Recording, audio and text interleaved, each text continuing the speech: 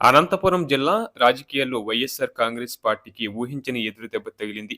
Party స్థాపన నుంచి క్రియాశీలకంగా ఉంటూ రాష్ట్ర స్థాయిలో వైఎస్ఆర్సీపీ వాణిని వినిపించిన కీలక నేత, రాష్ట్ర అధికార ప్రతినిధి షేక్ నియాజ్ అహ్మద్ పార్టీకి గుడ్ బై చెప్పారు.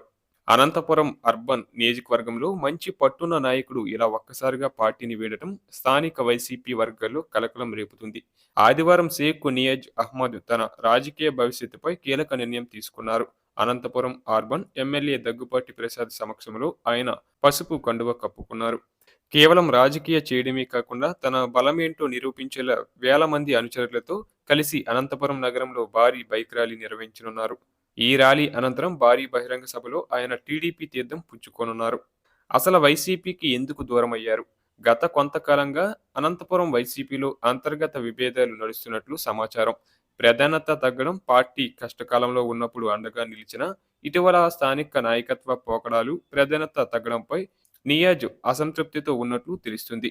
రాష్ట్ర అధికార ప్రతినిధిగా పార్టీ వాదనను బలంగా వినిపించిన క్షేత్రస్థాయిలో కార్యకర్తలకు భరోసా కల్పించడంలో పార్టీ విఫలమవుతుందనే అభిప్రాయాన్ని ఆయన తన సన్నిహితుల వద్ద వ్యక్తం చేసినట్లు సమాచారం.